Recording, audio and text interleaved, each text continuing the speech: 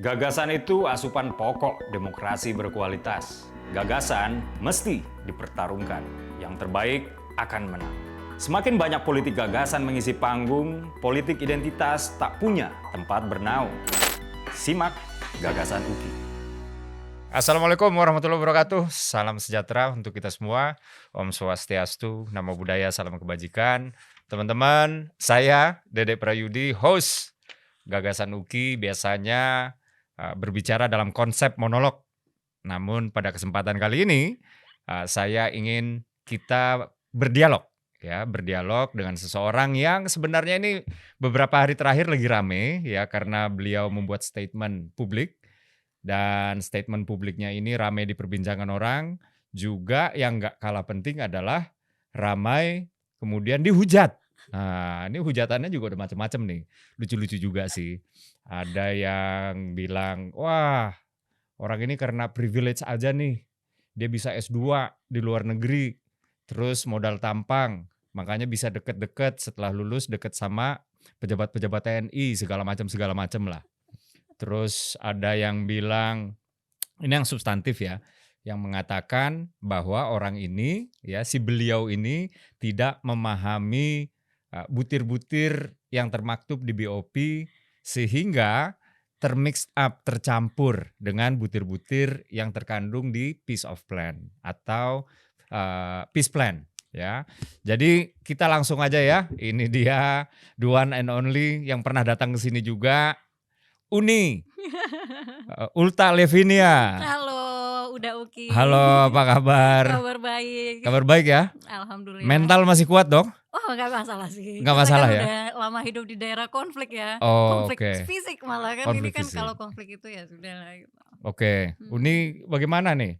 Belakangan, ya beberapa hari lah, nggak belakangan banget. Beberapa hari ini, Uni ini ramai betul diperbincangkan orang. Ya, statement Uni yang menjadikan butir-butir Peace Plan ya sebagai seolah-olah itu adalah butir-butirnya Board of Peace. Ini ramai banget dihujat, dikritik, dihujat. Apalagi Uni adalah tenaga ahli utama di kantor staf presiden. Dan dianggap, ini gimana nih tenaga ahli utama kok nggak paham Board of Peace, sampai ketuker-tuker kayak begitu. Dan ini sudah sampai ke nama-nama besar nih yang ikut berkomentar. Misalnya adalah Pemret IDN Times, yaitu Uni Lubis misalnya kan, yang ini gimana ini kok nggak paham begini gitu, nggak paham itu Board of Peace. Ini Peace Plan yang diajukan ke UN, ke PBB, sementara Board of Peace ini adalah lembaga yang lain lagi, and the blay. Nah, ini makanya nih Gagasan UKI langsung aja mengundang Uni Ulta ke sini, supaya bisa penonton ini melihat langsung respon dan juga elaborasi dari apa sih yang sebenarnya Uni maksud itu. Oke. Jadi mulai dari mana dulu nih? Mulai dari tentang substansinya dulu. Substansi. Iya, aku tuh udah jelaskan karena aku baca dan mengikuti bahkan kayak KTT-nya, deklarasinya, terus waktu UN endorse resolusi itu, waktu tarik lagi waktu Trump mengumumkan pertama kali 20 plan itu aku ikutin semua gitu karena aku lebih banyak mendengarkan atau menyimak berita-berita luar negeri malah dibandingkan yang domestik gitu karena emang udah dari dulu kan mempelajari international politics gitu. Nah, jadi memang akar dari BOP itu adalah 20 step komprehensif step ya yang dibilang Matram itu. Jadi ceritanya yang ada di Peace Plan itu 20 step comprehensive plan, ya benar. 20 step comprehensive plan for Gaza gitu. Nah, jadi ceritanya gini, Om Donald Trump dan Om Netanyahu bertemulah di White House 29 September 2025. Terus mereka kemudian melakukan press conference. Terus Trump bilang, saya sudah berkomunikasi dengan Netanyahu ini gitu kan, bahwa dengan siapa tadi? Netanyahu ya. Oh, Netanyahu. Oke. saya sudah, orang tuh banyak nge-framing aku tuh pro Netanyahu. Padahal ingat gak sih kita tuh pernah ada podcast dan aku tuh kontra sekali lah dengan gila banget kan. Sampai gue blok barat dihujat di Timur sama Tengah. sama netizen lo yang pro Israel kan. Iya. Nah jadi itu salah banget gitu. Balik lagi di Gedung Putih itu, dia bilang Trump, gue udah ngomong sama Netanyahu bahwa kita ada inisiasi nih, bukan kita tapi Trump kan one man show ya. Saya ada inisiasi untuk perdamaian di Gaza. Nah muncullah 20 plan ini. 20 plan ini kemudian dibawa ke Timur Tengah yang dimediasi oleh Qatar, Mesir dan Turki. Nah dimediatorkan lah, maksudnya tuh dikomunikasikan ke negara-negara yang terlibat, negara-negara GCC gitu. Yang siapa aja tuh GCC? Ya GCC kan ada Qatar, UAE, Arab Saudi, yang 7 negara Muslim yang bergabung di BOP sekarang gitu. Nah itu dikomunikasikan selama Oktober, bla bla bla, sampai akhirnya dibawa ke UN, didiskusikan di UN. 17 November 2025 UN mengeluarkan resolusi 2803 yang menjadi payung hukum Board of Peace. Nah coba disandingkan tuh 20 comprehensive plan-nya Trump dengan si 2803 resolusi UNSC ini, itu bahasanya tuh cuman kayak apa, kalau yang Trump itu lebih singkat, yang di resolusi itu dia lebih elaboratif gitu. Tapi plan-nya itu sama, bahkan dia bilang kami mengendorse plan-nya Trump itu dan akan memberikan apa ya bahasanya ya, ini bisa ini karena aku nggak bawa dokumennya ya, tapi mandat untuk adanya ISF, International Stabilization Force, terus untuk BOP terbentuk gitu. Nah di BOP itu baru ada bahasanya tuh di 2803 itu. Nah kemudian atas dasar payung hukum itu dibentuklah sama Trump deklarasi di Januari di Davos kan. BOP, Board of Peace, dia bilang kan, penandatangan charter tuh. Pak Prabowo juga ikut kan, karena negara-negara yang bergabung di situ ikut. Mereka menandatangani charter yang sekarang banyak di framing ya. Nanti kita jelasin tuh. Banyak di framing charter itu. Charter ini ADART. Ya kan, semua orang tahu isinya ketentuan umum. Misal negara yang bergabung bisa kalau iuran segini, terus kalau misalnya mau keluar gini caranya gitu kan, namanya ADART ya, mereka akan membuat hal yang umum gitu. Nah memang agak kontroversial charternya ini, tapi bukan masalah Palestinanya, karena di luar negeri aku kan di Georgetown, terus balik lagi ke kampusku kan yang di Leeds gitu, aku tanya ke dosen-dosenku ini kan, gimana menurut kalian gitu, di charter itu mereka tidak mempermasalahkan tidak adanya Palestina. Yang mereka permasalahkan itu lebih ke kuatnya Trump di situ gitu. Karena dia menjadi chairman seumur hidup dan dia akan menjadi orang yang menunjuk siapa chairman berikutnya. Trump sebagai person atau Trump sebagai president of the Trump USA? sebagai person. Nah justru kalau misalnya kita mau mempermasalahkan substantif, justru kita harus berdebat di situ tuh. Tapi aku juga punya jawabannya untuk itu, angle lain melihat kenapa kita perlu ke sana gitu. Nah kemudian muncul Board of Peace ini, lalu KTT perdana di Februari, 19 Februari kemarin presiden kita ke sana.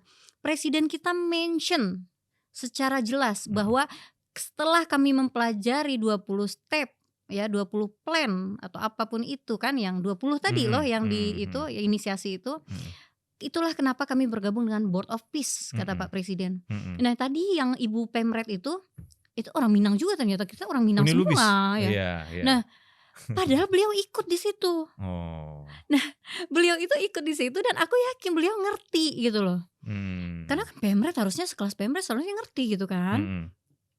Bahwa akarnya ini itu, dan Pak Presiden kita mention itu, dan presentasi semua pihak yang terkait yang kayak Jared Kushner, terus Tony Blair, terus dari World Bank ya kan, itu tentang itu gitu. Bagaimana mereka bisa mengaktualisasikan ini di lapangan gitu loh.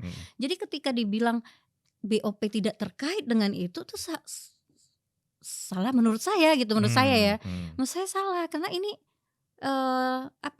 emang itulah akarnya gitu, seperti kayak pohon dia tumbuh ya kan, ada batangnya, ada daunnya, nah akarnya itu dari itu. Oke, jadi aman ya untuk mengatakan bahwa semangat dibentuknya BOP adalah 20 step perdamaian yang di Peace Plan yang tadi Uni Ulta katakan tadi, yang kata orang-orang ini mah bukan charter BOP, ngapain dibawa-bawa ke BOP kayak begitu. Ya dia memang orang di kontenku itu jelas, yuk kita kupas 20 step gitu kan. Itu memang bukan charter karena ini dokumen yang berbeda loh. Jadi setidaknya sekarang ada 3 dokumen lah. 20 step dulu, resolusi UN sama charter piagam. BOP. Karena ini berkaitan semua gitu. Jadi kalau yang salah itu adalah mengatakan bahwa BOP tidak terkait dengan 20 setidaknya sampai sekarang. Setidaknya sampai sekarang. Kalau misalnya Trump kemudian melenceng dari situ, nah itu urusan nanti yang kalau misalnya kita nggak setuju kita tinggal menarik diri kan gitu. Setidaknya sampai sekarang yang terakhir di KTT itu masih tentang 20 step itu yang berkaitan dengan resolusi, berkaitan dengan BOP. Dan gitu. kabarnya waktu lagi KTT BOP itu perwakilan Israel itu jadi bulan-bulanan ya? Ya kalau misalnya itu kan pasti apa ya? Ya itu kan gimana ya, politik yang kita sebagai Indonesia gitu ya, pemerintah Indonesia yang bergabung ke sana, kita melihatkan representasi kita aja gitu. Karena kayak gini, ada yang bilang gitu kan, presiden kita nih antek Zionis gitu. Presiden kita nih antek Amerika, Zionis gitu kan, pedes banget gitu. Ini tuh benar-benar salah banget, absolutely salah gitu. Karena gini, kalau misalnya dibilang presiden kita tuh antek Zionis ya, berarti sama dengan menghina si negara Arab tadi yang bergabung di situ juga, antek Zionis juga. Nah bisa orang bilang kayak gini, kontraknya dibilang gini, ya memang mereka antek Zionis, mereka kan tergabung di Abraham Accords 2020 gitu, normalisasi hubungan dengan Israel gitu kan. Jadi dengan adanya kontra itu memperkuat posisi Indonesia yang istilahnya paling radikal memperjuangkan kemerdekaan Palestina. Paling yang tidak Zionis di sana malah gitu. Dan juga kalau misalnya presiden kita Zionis segala macam gitu, kan Israel juga di UN gitu. Tapi kan yang paling penting adalah kita tidak punya hubungan diplomatik, sedangkan negara Arab itu saja mereka tuh tergabung di Abraham Accords. Abraham Accords itu tentang normalisasi hubungan dengan Israel gitu. Dan kemarin bukan 2 hari yang lalu aku lihat kan ada kontroversi juga di Amerika. The Washington Post mengeluarkan artikel mengatakan bahwa Saudi itu ternyata nge-push Trump dan Israel nge-support untuk Amerika nyerang Israel gitu. Jadi Amerika nyerang Iran.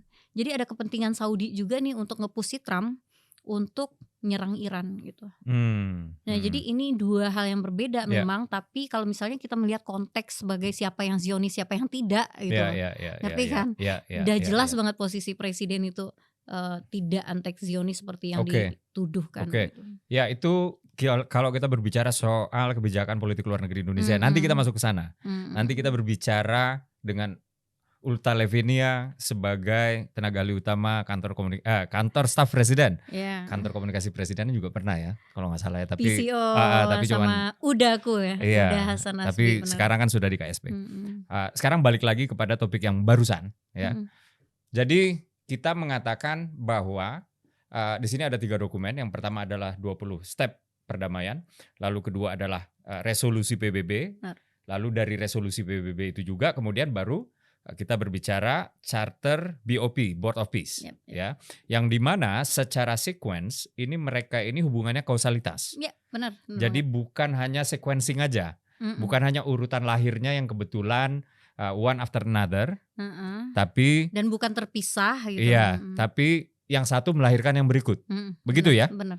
Jadi mengatakan bahwa semangat Indonesia untuk bergabung ke dalam Board of Peace bentukan Trump ini adalah ingin supaya Indonesia punya ruang negosiasi untuk memperjuangkan hak-hak kemerdekaan dari negeri Palestina. Betul begitu ya? Iya, benar. Jadi nggak bisa dipisahkan tuh antara 20 plan. Iya, karena semangat kita dari 20 plan itu memang. Kalau dibaca 20 plan itu ya seperti yang kujelaskan di konten itu.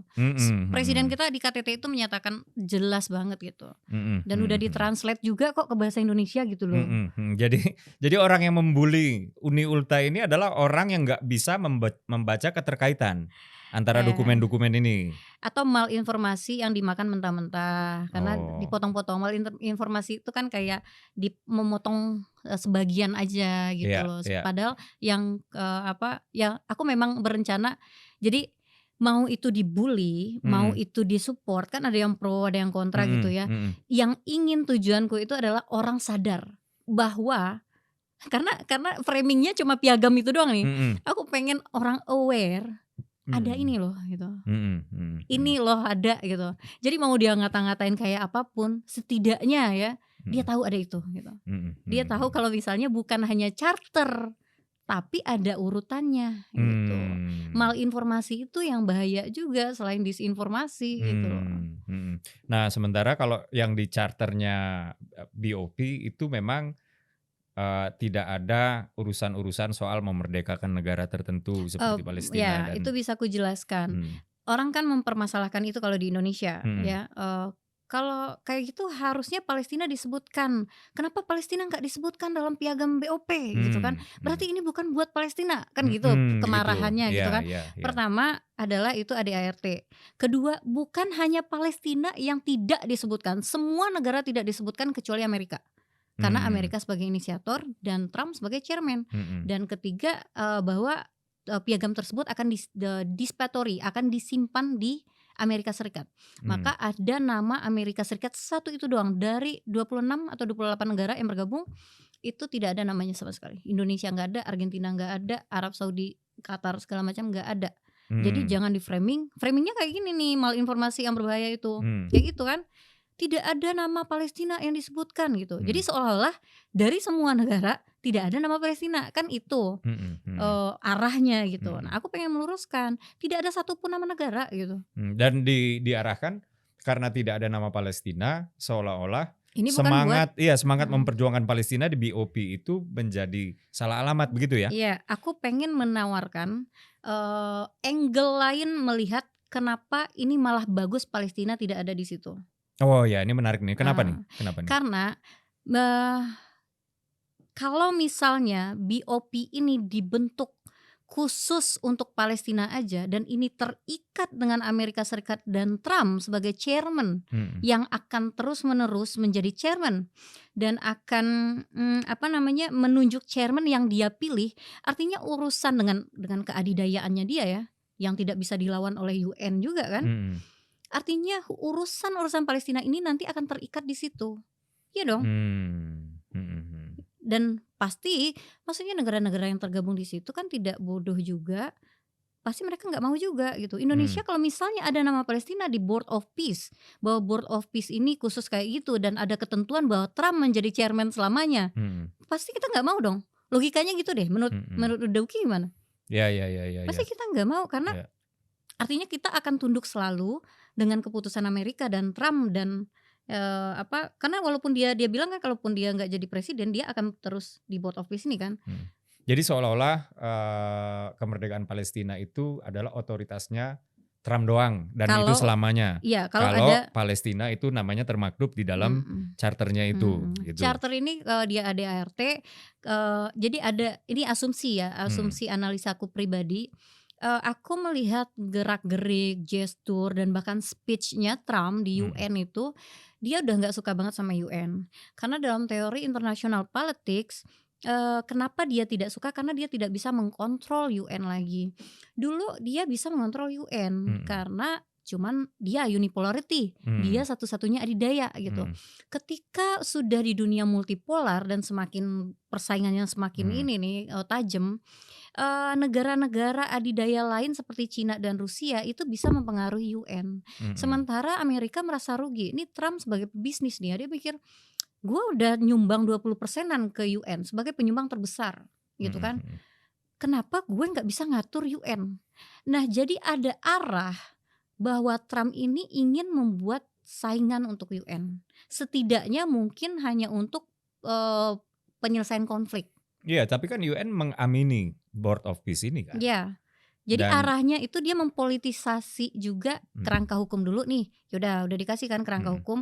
Nah, nanti dia akan agar negara-negara bisa masuk gitu. Nah, nanti dia akan kuat sekali dan akan mengarahkan Board of Peace ini sebagai apa namanya ya, kanal untuk negara-negara menyelesaikan konflik Oke. Ya. selain UN. Karena apa? Ya. Kalau misalnya di UN ada hak veto, ada apa? Trump harus Prancis, Ya, Rusia, Cina gitu. Dan biasanya kalau di UN Israel terlalu dikdaya ya. Karena Amerika terlalu kuat. Karena Amerika pasti ngeveto kan. Iya, dan di forum yang lain ya, seperti di KTT Board of Peace kemarin, kalau dari pengamatan gue sih ya, itu Israel seperti anak kecil yang lagi disidang. Ya. Yang lagi disidang om sama tantenya gitu lah kurang lebih ya. So ya ini memang plus minus juga ya kalau misalnya kita melihatnya. Tapi intinya sih yang sedang ingin Ulta katakan adalah Board of Peace itu walaupun Trump mungkin punya agenda sendiri ya. Terus Arab Saudi punya agenda sendiri. Negara-negara lain lah yang tergabung di Board of Peace itu semuanya punya agenda sendiri. Tapi untuk agenda Indonesia yaitu memperjuangkan kemerdekaan Palestina, Board of Peace itu rel yang benar ya. Ya benar secara karena ada urutan tadi dan diamini oleh UN. UN kan nggak pernah teriak tentang permasalahan ini. Karena memang dia ngeluarin resolusi kan.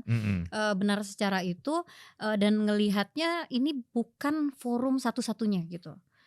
Di UN kita bisa mengutuk dan menekan. Pak Menlu kita keras banget loh waktu kemarin kan. baru aja mengutuk Israel ya. Iya kan, luar dibilang, biasa. Ini gimana sih gitu kan, kita sedang ada perundingan tapi ini itu di UN kita bisa lakukan itu karena kita menggerakkan negara-negara lain untuk ikut mengutuk gitu. Nah kalau di Board of Peace kita lebih operasional. Jadi apa yang bisa kita lakukan di lapangan gitu. Karena dia lebih implementatif nih. Oke. Iya kan? Kalau misalnya di UN itu kita terbatas karena nih bayangkan ini bisa dicek 180-an dari 190-an negara. Artinya itu sekitar 83% dari negara yang bergabung di UN menyatakan bahwa Palestina negara berdaulat.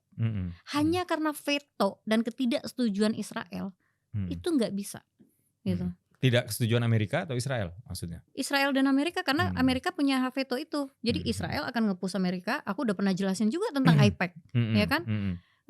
Gimana powerfulnya AIPAC itu di mempengaruhi foreign policy-nya Amerika gitu.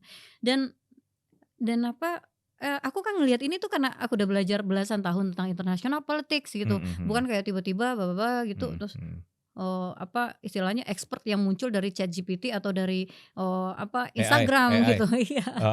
Atau meme di Instagram langsung merasa pintar ya. Iya, makanya maksudnya ini gue tuh belajar belasan tahun sampai ke lapangan, hidup di daerah konflik, bergabung sama teroris segala macam. Ini kita gitu. berbicara backgroundnya Uni Ulta ya.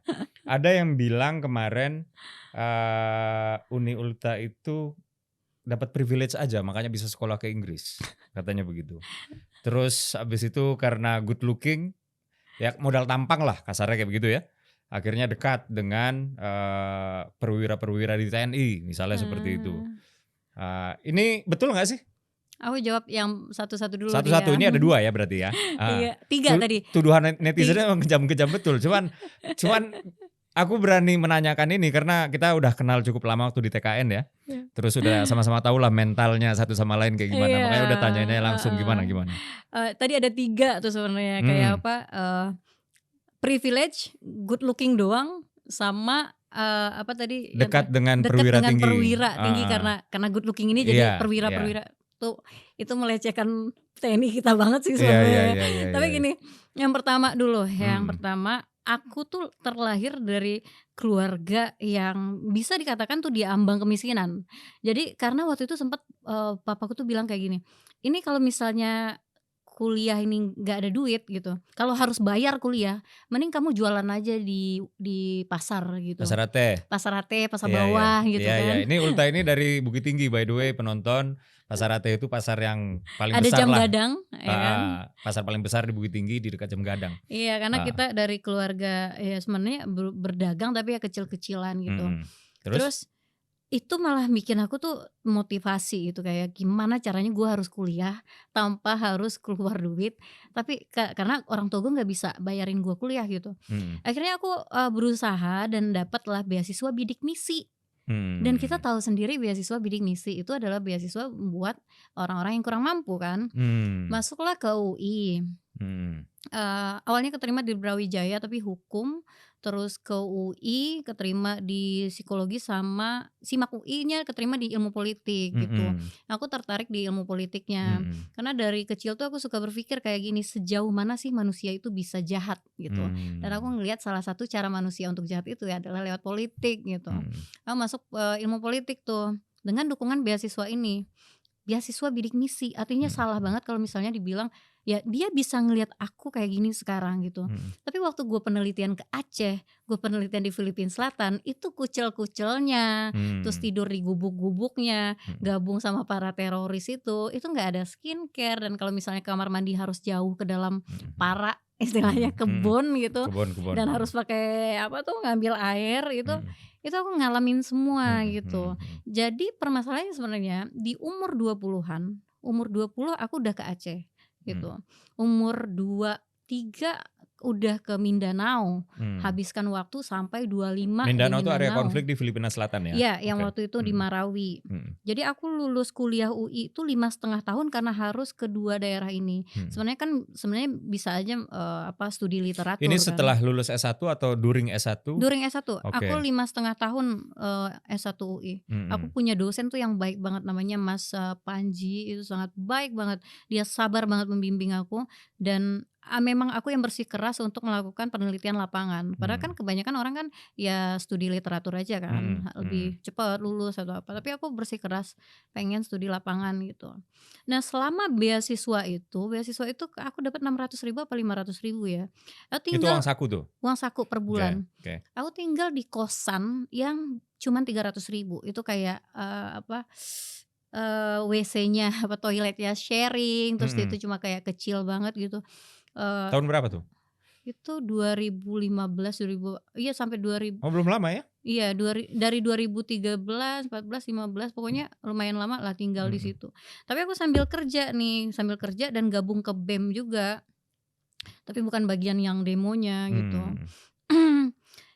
Sambil kerja dengan jualan kaos. Mmm. Jualan kaos sablon. Ini tuh nggak ada aku rekayasa, karena kalau misalnya ada teman-temanku yang Mhm. waktu Mhm. itu, bareng sama aku, dia bisa memberikan komentar terhadap ini gitu. Terus kok bisa S2-nya ke Inggris? Kan bukan hanya ke Inggris, ke Amerika juga. Lah ya itu, Nah udah ke Inggris, ke Amerika gitu. Katanya iya, dari keluarga yang kurang beruntung. Heeh. iya kan beasiswa. Oke. Jadi sekolahku perjalanan ke luar negeri, mungkin orang ngelihat di IG, "Wah dia ke luar negeri mulu, orang kaya nih," gitu kan. Heeh. 90% perjalananku ke luar negeri itu pasti dibiayai oleh donatur yang ngundang aku biasa jadi pembicara, Heeh. atau misal jadi panelis, atau Oke. jadi apa gitu kan. Heeh. Nah terus kalau misalnya yang aku kuliah ke Amerika, ke Inggris gitu ya beasiswa, Mmm. beasiswa semua. Yang terakhir Beasiswanya apa beasiswa dulu? Chevening, Chevening. Chevening. Oke, itu dari Inggris ya? Dari Inggris. Mhm. Mhm. Dan Mhm. dan sekali nyoba tuh ada temanku itu yang nyoba 5 kali, 9 Mhm. kali gitu. Aku sekali nyoba dua-duanya beasiswa, satu lagi tuh beasiswa Amerika, aku nggak berani nyebutnya, tapi Mhm. orang tahu awalnya F gitu loh. Fulbright. Heeh. Karena aku nggak ngejalanin full, karena waktu itu, Oke. Covid kan, Iya iya iya iya. tuition dipotong apa segala macam gitu. Ya udah, tapi aku lanjutin lagi ke si Chevening. Oke. Chevening aku langsung terima juga dan aku kuliah di Leeds karena aku ngejar satu profesor yang kabarnya itu adalah, dia tuh sudah ke seluruh wilayah konflik di Timur Tengah I see. dan Jadi itu tujuannya untuk mengetahui seberapa jahat orang-orang bisa berkecimpung di politik atau politik bisa membawa orang ya ya ke benar kejahatan yang seberapa benar, jauh gitu? heeh, seberapa paradoksikal politik ini bisa Mhm. membawa kesejahteraan tapi juga bisa membawa, kemaslahatan, apa sih, biar orang tuh, Iya iya. eee eee, violence gitu, Iya iya iya iya. Oke oke. Jadi nggak salah banget kalau misal dibilang privilege atau Iya apa, iya iya. ya mungkin dia ngelihat sekarang kayak apa, begini gitu ya, Iya tapi aku iya. kerja keras banget dari umur 20 gitu, 20-an, Mhm. biayain hidup sendiri karena mau minta duit ke siapa gitu kan, nggak ada Mmm. gitu. Orang tua masih di Bukit Tinggi berarti ya? Ya masih Masih. banyak keluarga di Bukit Oke, Tinggi. oke. Itu loh ya, nonton ya. Nanti editor mungkin bisa masukin ya bulian-buliannya dari aplikasi X sebagai contoh lah, sebagai contoh. Iya, aku tuh agak luar Ah, biasa banget. Aku tuh kan nggak punya X, jadi ah, ada teman yang ngirimin kan. Jadi yang si ibu tadi tuh, Ibu Uni Lubis itu ah, bilang kalau dia tuh langsung bilang statement ini apa dia bilang apa pokoknya ini salah gitu kan. ah. Menurutku ya sebagai seorang pemret langsung ngomong ini salah bukan diperdebatkan dulu nih kayak Mm-mm, saya punya tafsir yang berbeda terhadap ini dan menurut saya ini salah. mm-mm, Itu mm-mm, kan bisa lah, tapi mm-mm, ini salah gitu. mm-mm, Udah mm-mm. kayak absolut banget ini Iya, salah gitu. iya. Itu agak gimana gitu kan. Hmm, Dan banyak teman-teman aku juga bilang kok ibu itu gitu sih gitu kan. hmm. Aku nggak ngerti, Oke, aku beneran nggak kenal. ya. Tapi di dalam komentarnya itu ada orang yang nanya ke Grok. Hmm, Ada orang yang nanya ke Grok, "Grok, ini tuh benar gak sih?" gitu. hmm, Grok ngejawab kalau itu benar dan ya. saling berkaitan Hmm, hmm, gitu. hmm. Ya, ya, ya. Itu dengan mudah bisa diidentifikasi kok bahwa apa eh, rencana perdamaian itu memang menjadi landasan dibuatnya Board of Peace gitu. Mhm, Tapi mhm. bahwa di Charter Board of Peace itu tidak ada kata Palestina memperjuangkan rakyat di Gaza itu memang sudah benar secara diksi ya. Mhm. Tapi bahwa mengatakan bahwa Charternya itu tidak menyebutkan Palestina, itu ah, benar iya, secara ini gitu. iya, diksinya memang tidak ada di sana. Memang tidak ada. Gitu. Jadi apa namanya ini kalau dari yang gue lihat sih dua-duanya benar. Tapi kalau melihatnya secara komprehensif lagi, lebih zoom out, helicopter view, sebenarnya ya betul bahwa 20 plan of peace itu adalah landasan dibuatnya BOP. Kalau kita Iya. melihatnya secara, cuman mungkin orang-orang itu udah kadung skeptis ya dengan Mr. Trump ya karena Mr. Trump hari ini bilang akan memperjuangkan si 20 step ini terus bikin Board of Peace lalu kemudian Penyerangan. tahu-tahu strike di Iran, dia menyerang Iran Ya, mhm. bersama dengan Israel. Nah, ini topik Mhm. berikutnya nih ya. Kita Iya, masuk ke topik berikutnya. boleh bisa 4 jam kita bahas ini. Waduh. Tadi timekeeper udah nunjukin tuh udah 25 menit. Udah 25 menit. Oke. Oke. Nggak usah masuk terlalu jauh soal Iran dan Israelnya ya.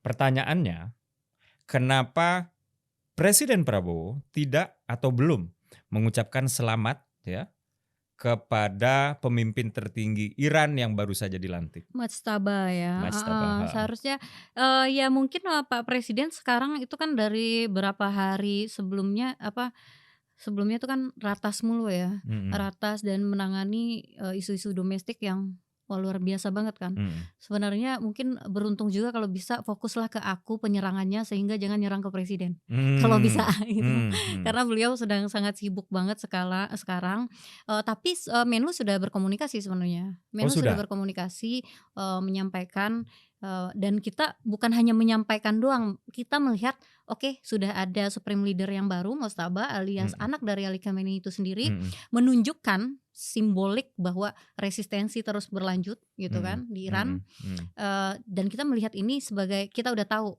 kanalnya kemana gitu karena kan pimpinannya ini kita tahu kanalnya kemana dan Pak Presiden tuh masih mengusahakan untuk menjadi mediator dan terus berkomunikasi. Hubungan kita sama Iran tuh kan nggak ada permasalahan sampai mm-mm. KSP tuh 2 hari sebelum Trump nyerang Iran ya, KSP itu didatangi sama dubes Iran gitu dan Mm-mm, mm. komunikasinya bagus banget gitu. Ke Amerika juga komunikasi kita bagus banget Mm, juga mm. gitu.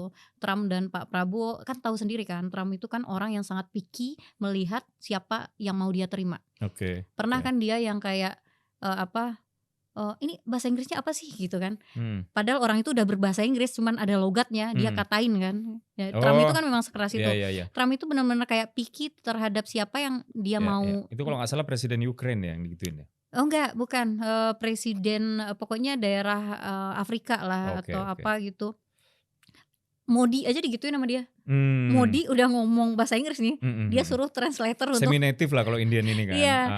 jadi Trump itu memang orang yang keras gitu. Untuk presiden kita Mm-mm. punya pelumas yang memang dekat secara personal Ya. juga gitu.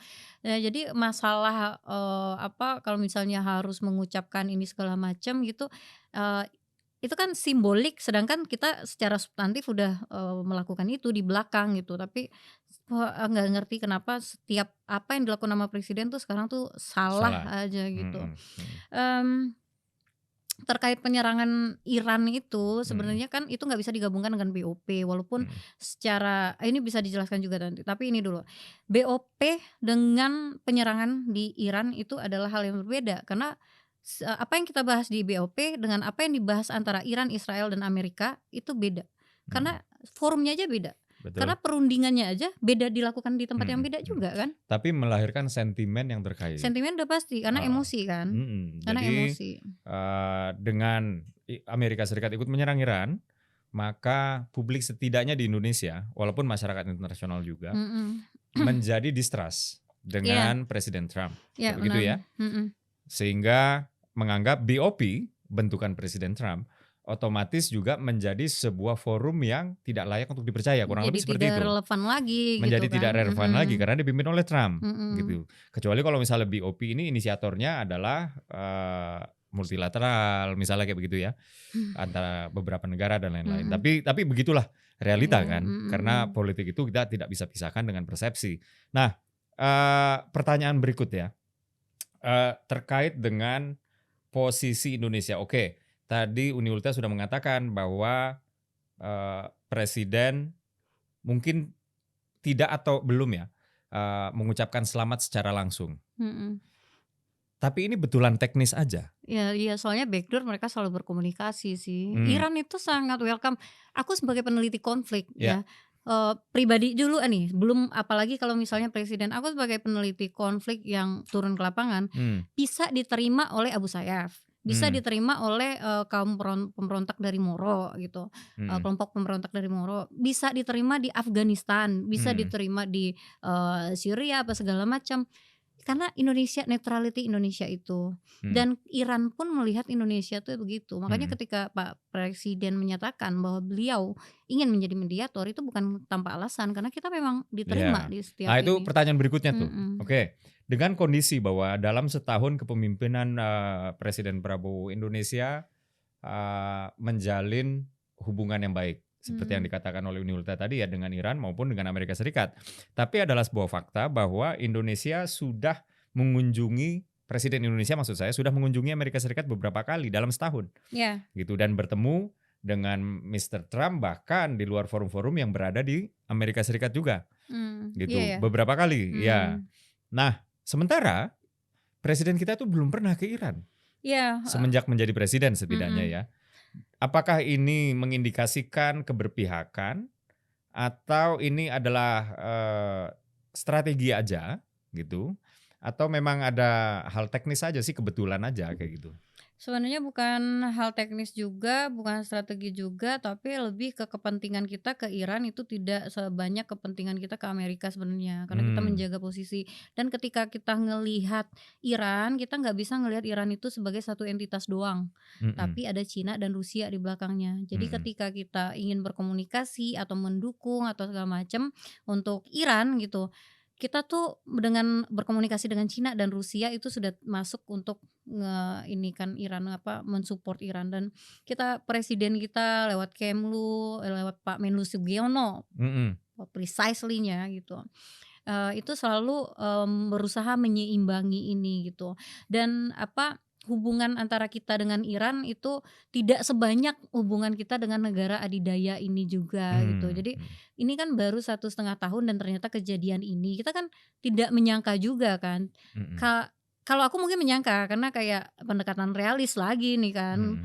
Dulu tuh aku pernah ngomong juga di sini kan, ini perdamaian tuh bakal bentar, termasuk kalau misalnya ini tercapai perdamaian sementara doang gitu. Dia akan sebentar untuk kemudian serang lagi. datang lagi konflik lagi bersenjata. Konflik lagi mereka berdua ini pasti kayak gitu karena Israel akan always trying to poking the bear gitu. Jadi dia akan selalu berusaha untuk mengganggu Iran ini kan security kompetisi istilahnya di dalam ilmu international politics ya.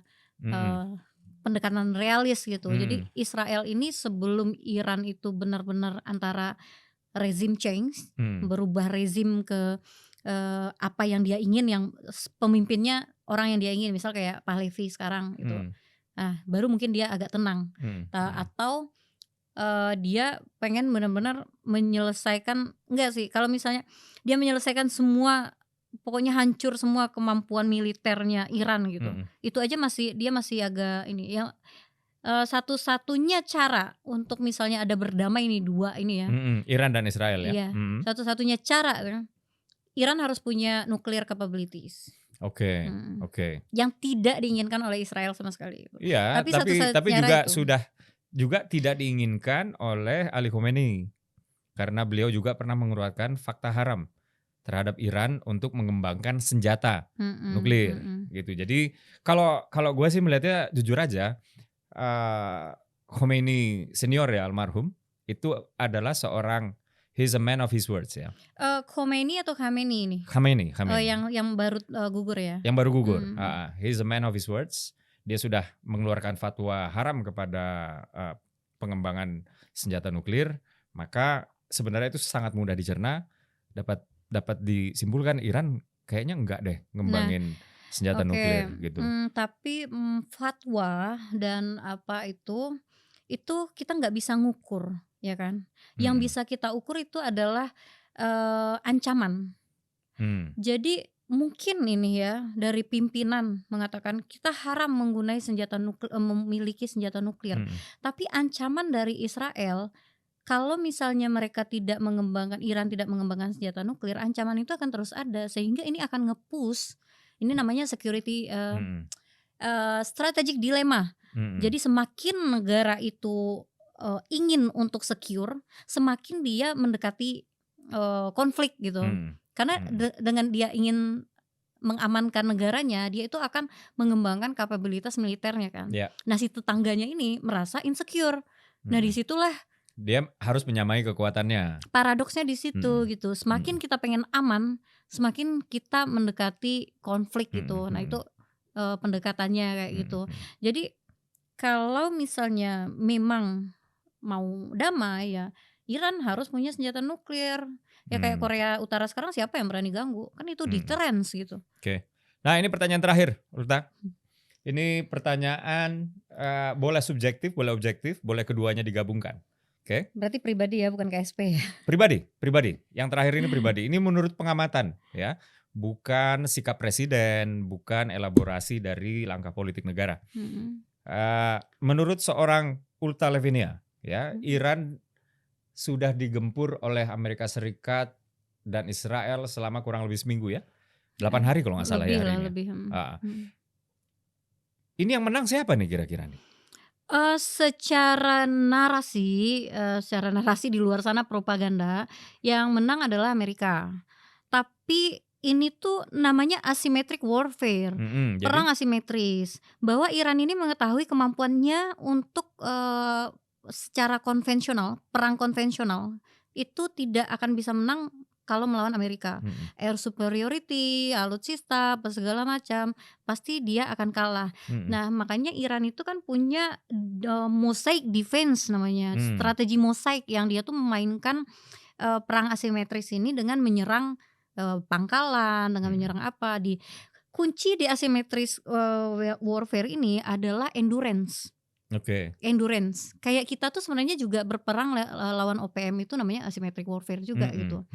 Kita OPM itu bisa menang karena maksudnya bukan menang ya, tapi OPM itu sekarang masih bisa bertahan kayak gitu karena dia bisa endurance gitu. Dia itu butuh bertahan aja gitu. Dia nggak perlu butuh untuk menghabiskan musuh gitu.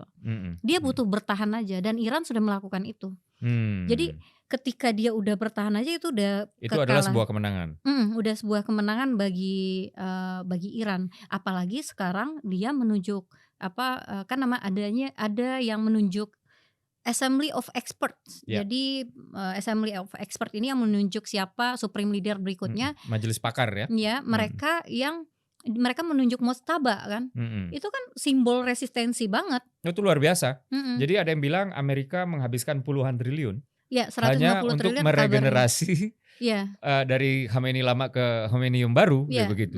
Jadi kekalahan sebenarnya sekarang ada di Amerika bahkan secara logistik gitu. Karena yang mendatangi kan Amerika dengan kapalnya yang luar biasa itu kan datang ke situ kan. Lalu apa yang bisa menghentikan ini? Nuklir. Nuklir? Ya. Oh, Udah kuncinya nuklir. I see. Ekstrim juga ya Uni Ulta ini. Iya, Ya. karena itu kunci satu-satunya kalau misalnya lewat pendekatan realis ya kunci satu-satunya dia harus punya nuklir. Jadi Israel tidak akan lagi berani mengganggu tuh. Karena nggak mau kan ada perang nuklir. Nuklir kan ini kan digunakan, bukan nuklir ini kan efek apa ya, deterrence saja gitu. Kayak apa sih, garega gitu Iya, loh. iya, iya. Apa sih istilahnya tuh? Dia memberikan kekuatan untuk cyber. Iya, getar gitu. Iya, getar iya. gitu. Oke, terima kasih Ulta teman-teman.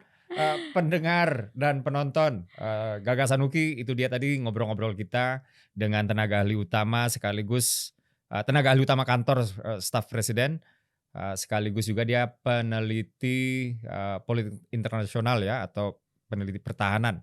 Dan itu dia tadi beberapa statement-statement yang saya pikir juga menarik untuk didiskusikan lebih lanjut ya, bahwa Timur Tengah itu nggak akan damai kalau Iran belum punya nuklir. Nah, ini menarik juga ya. Tapi oke lah, ya Uni Ulta terima kasih. Terima kasih Sudah Rocky. datang ke sini lagi Ya. untuk yang kedua kalinya. Terima kasih, semoga nggak kapok lagi ya. Jadi Nggak. kalau ada rame-rame lagi kita undang lagi. Nggak Ya. apa-apa. Oke, kalau begitu saya undur diri dulu kawan-kawan. Wassalamualaikum warahmatullahi wabarakatuh.